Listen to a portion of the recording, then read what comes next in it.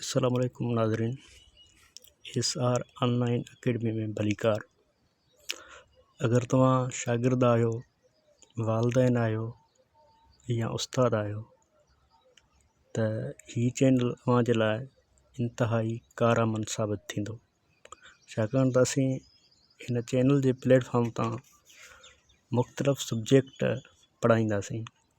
Sindhi, English, science, biology वग़ैरह।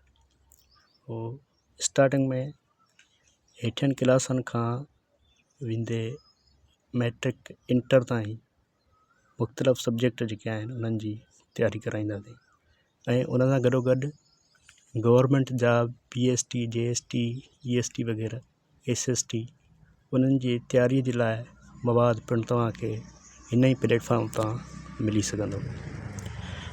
So start कयूं था सभ खां पहिरां हेठियनि क्लासनि खां।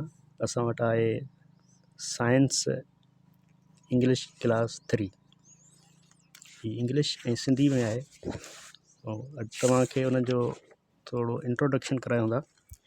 त हिन जी इंडेक्स आहे एनिमल्स नीड फूड ऐं एनिमल्स नीड वाटर।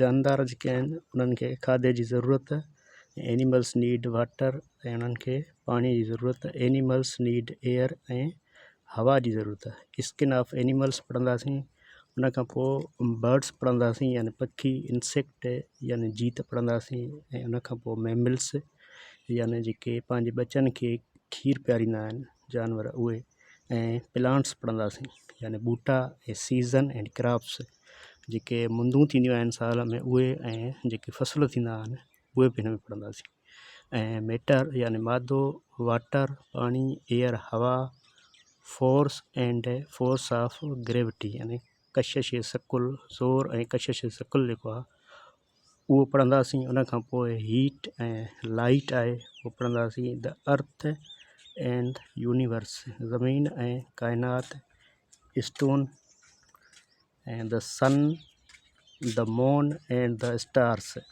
ऐं ग्लोसरी जेका आहे उहा तव्हांखे ॾेखारींदासीं। इन खां पोइ मॉडल पेपर्स।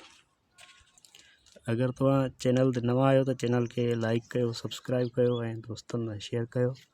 ऐं वरी मिलंदासीं ईंदड़ वीडियो में ऐं स्टार्ट कंदासीं।